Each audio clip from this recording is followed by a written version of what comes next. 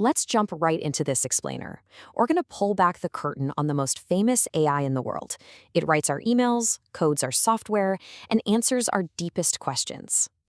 Over 1 billion conversations happen with ChatGPT every month. But have you ever wondered what's actually happening when you press enter? You type a prompt into that clean, familiar chat box, and boom, you get an instant, incredibly human-like answer. It feels so intuitive, right? Almost like you're texting a ridiculously smart friend. But beneath the surface, the reality of what's going on is totally different. And honestly, it's fascinating. See, there's a huge misconception out there. A lot of people think ChatGPT is just a super-powered search engine or a massive database that finds an article and just copy-pastes the answer for you. It doesn't, at all. Instead, think of it more like an elite digital scribe that has memorized the statistical patterns of pretty much every library on Earth. It doesn't actually think or feel. When you give it a prompt, it's dynamically building its response by calculating which words are mathematically most likely to follow each other based entirely on historical human writing. It's a brilliant illusion of intelligence driven by pure math. But this creates another question, doesn't it? What exactly happens the millisecond after you hit enter? How does a machine actually read your words? To figure that out, we've got to look at our first technical concept. What are tokens?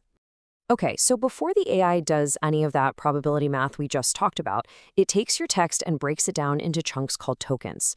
You can picture this kind of like a modular Lego set. Common, everyday words, those are processed as a single solid Lego brick. But longer, more complex, or rare words aren't treated as one piece. They get assembled from multiple, smaller segments. Let's look at how this works in practice.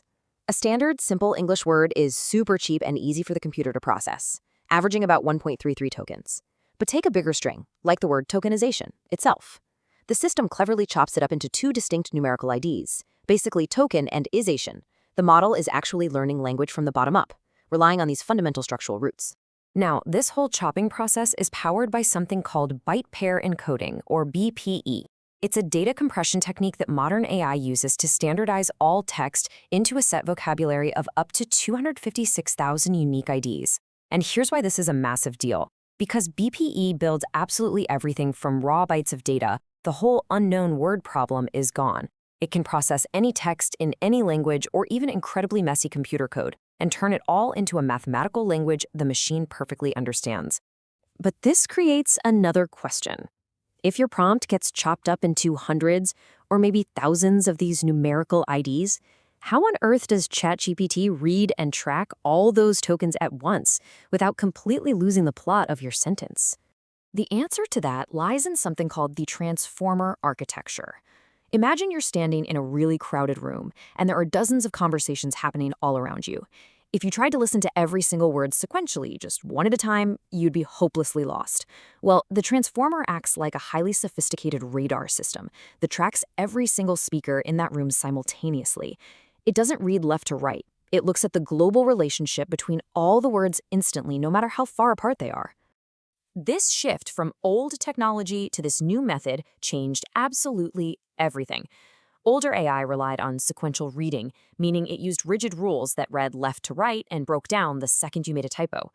Modern AI uses parallel attention. It's literally the difference between sounding out a book word by word versus absorbing the entire context of a page in a single glance. At the very technical heart of this transformer is the self-attention mechanism.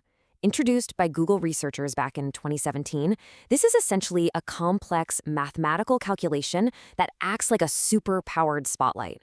To put it simply, it calculates exactly how much attention every single token should pay to every other token in your prompt. That's how it instantly grasps the deep context of whatever you're saying. So how does ChatGPT actually remember your conversation as it goes on and on? It uses what's called a context window. For modern models like the GPT 5.6 series, that context window has reached an astonishing 400,000 tokens. That means the model can hold hundreds of thousands of words in its active memory at once. That's equivalent to an entire thick book's worth of your conversation. It's instantly cross-referencing everything you've previously discussed in that chat. What makes GPT different, though? Think about it. If it's really just doing probability math to predict the next token, how did a raw text predictor transform into the genuinely helpful conversational assistant that basically took over the world? The secret was taming the chaos. You see, early language models were incredibly impressive, but they were wild. Sure, they could predict text, but they were prone to wandering off topic, spitting out random internet rants, or just completely failing to answer your specific question. Engineers had to figure out a way to teach the AI to actually follow instructions, politely refuse harmful requests, and stay strictly on topic. This brings us to the crucial difference between training and inference. What's happening live when you're actually chatting with it is called inference. It's a rapid, repeating cycle. First, you give it an input prompt. Second, it tokenizes it into those numerical IDs. Third, the transformer does its massive probability math. And fourth, it spits out exactly one output token. Then it feeds that brand new word back into the start and runs the entire loop over and over, way faster than you can even read. But wait, before inference can ever happen, the model has to undergo training.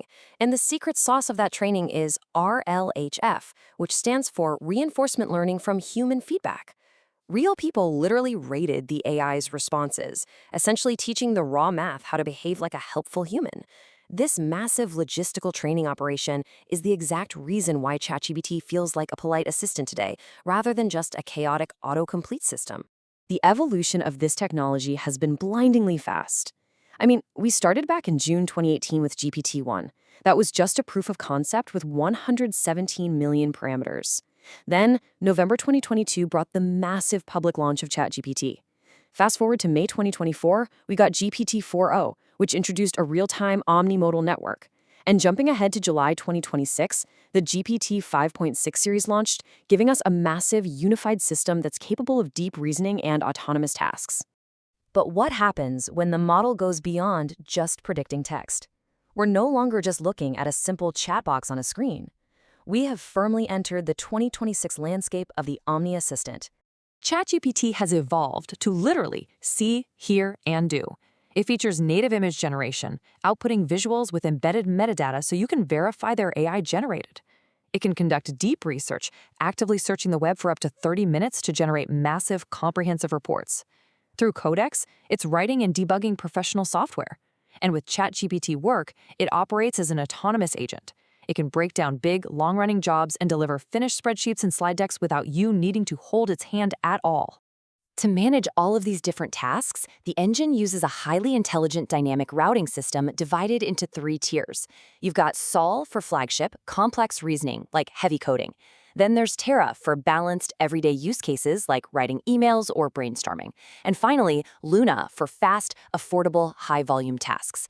Behind the scenes, the system is instantly delegating your prompt to the perfect tier to save you time and computing power. So, with all this incredible engineering, massive server farms, and intelligent routing, is the machine flawless? Far from it. Because it is fundamentally a probability predictor, it has some very real limitations. It can suffer from hallucinations, which means it generates highly plausible, confident, but completely incorrect answers. It also has tokenizer quirks, where it actually struggles with basic math. It processes non-English text with computationally heavier token usage. And crucially, there are privacy considerations. Because these models learn from such vast amounts of data, you have to be super cautious about feeding sensitive, personal, or corporate info into the prompt, since it becomes part of the system's processing history. Yet, despite these known weaknesses, the scale of global adoption is absolutely staggering. Just to put this into perspective, by February 2026, 900 million weekly active users were relying on this exact underlying math to write code, compose emails, generate art, and learn new skills. That is nearly 1 billion people leveraging the power of probability every single week. Which brings us to the most important takeaway of this entire explainer. ChatGPT isn't magic. It's one of the greatest engineering achievements of our time. And understanding how it works is the first step toward understanding the future of AI. Now that you know the incredible machinery running behind the illusion, what will you build with it?